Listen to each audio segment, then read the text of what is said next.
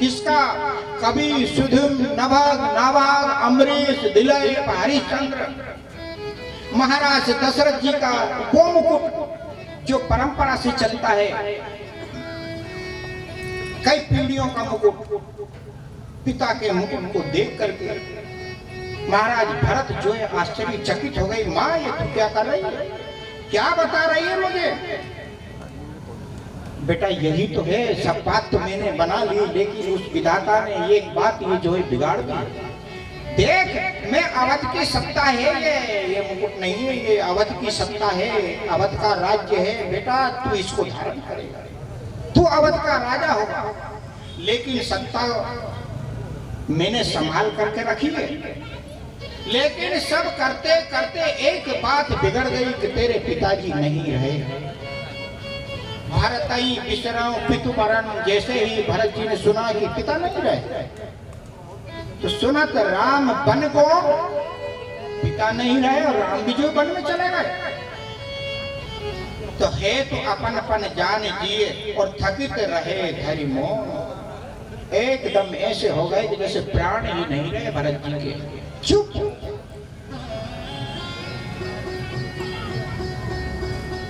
भरत जी को बहुत क्रोध आया। माँ से जो है बहुत सारे कड़वे वचन कहने लगे। माँ तेरी कैसे हिम्मत हुई ऐसी कि भैया को होते हुए मैं राजा बनूं? कभी नहीं हो सकता। सुनो भरत भाभी प्रबल, बिलखि कहूं मुनिनाथ।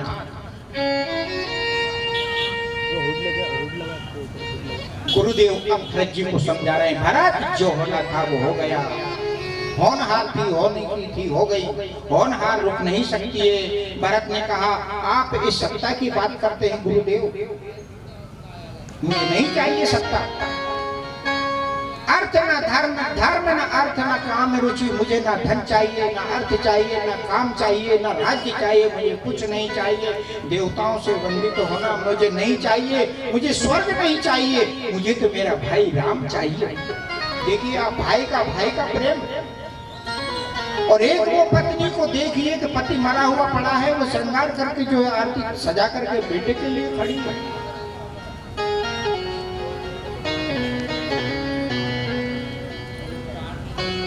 पिताजी गुरुदेव मैं बगैर राम के नहीं रह सकता। तो गुरु वशिष्ठ जी ने समझाया कि भरत शांत रहो, चलो हम चलते हैं तुम्हारे साथ में। यदि राम आ जाए तो अपन मना के ले आते हैं। माता कौशल्या के पास में गए, चरणों में प्रणाम किया। कौशल्या को लगा कि मेरा राम वापस आ गया। कौशल्या ने आदेश दिया कि जल्दी पालकी 3 सजाओ और जो है हम राम को लेने चलेंगे।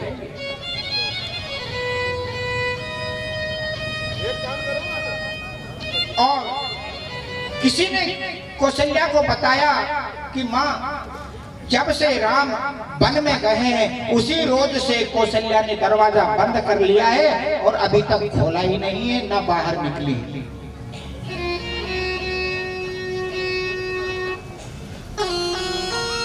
कितने दिन गुजर गए, जब तक राम नहीं आएगा तब तक मैं इस महल में दीपक नहीं जलाऊंगी। केकई ये सोच करके दरवाजा बंद करके महल के अंदर हो गए।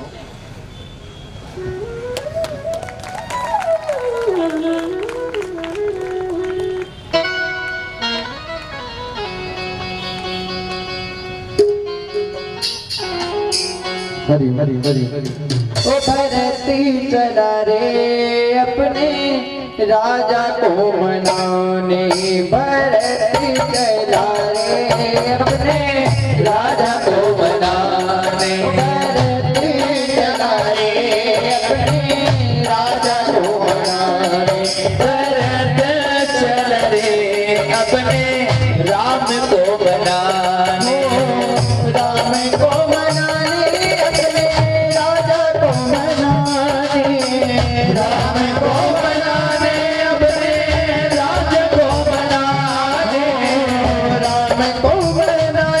अपने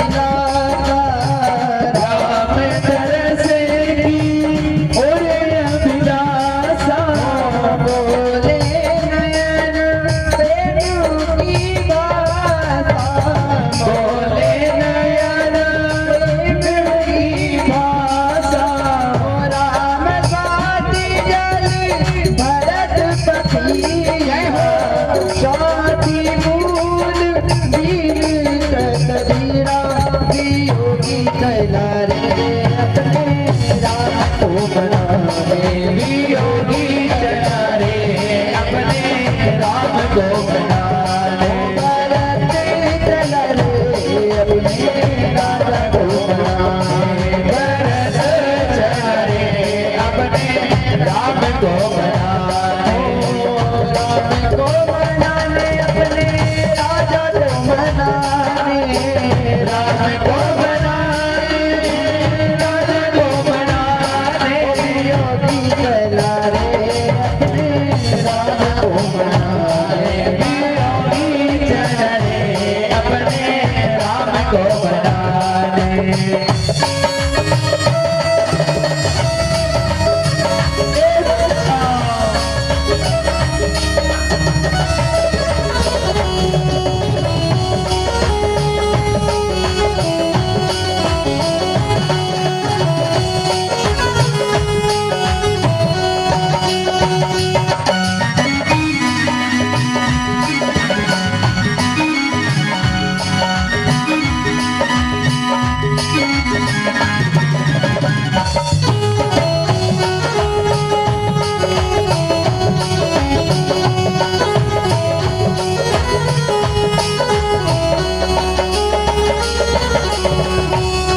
भरती चला रे अपने राजा को मनाने भरत चला रे अपने राजा को मनाने योगी चला रे अपने राजा को मनाने योगी चला रे अपने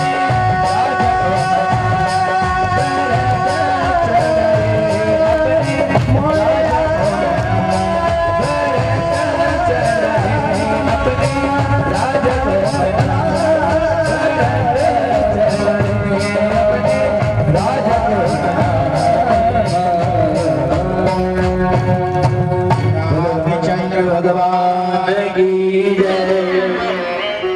माता कौशल्या ने 3 पालकी सजाई। तीनों पालकी तैयारी कर गुरु वशिष्ठ जी की माता कौशल्या की कई सुमित्रा रानियां तैयार हुई। भरत जी जो है उनको मनाने के लिए वन में चले, लेकिन भरत जी ने पूरा प्रयत्न किया, प्रभु श्री राम आए नहीं। फिर राम जी ने राम जी की चरण पादुका लेकर के भरत जी जो है पुनः वापस लौट आए। भैया जब तक आप नहीं आओगे 14 वर्ष तक मैं आपका इंतजार करूंगा, एक दिन भी यदि निकल गया तो मैं अपने विराट त्याग दूंगा। इस प्रकार से भरत जी जो है पुनः वापस आ जाते हैं। अब भगवान श्री राम लखन सीता जी सहित कहाँ अनुसुईया जी के आश्रम पर चले जाते। भगवान राम सब ऋषि मुनियों को आनंदित करते हुए, वनवासियों को दर्शन देते हुए वन वन जो है घूमते फिर रहे हैं। जैसे ही अनुसुईया जी के आश्रम के पास में पहुंचे तो राम जी ने कहा कि सुनो सीते, ध्यान रखना, इस आश्रम में अत्रि मुनि रहते हैं, माता अनुसुईया रहती है और अत्रि मेरे को पहचानता है। और जैसे ही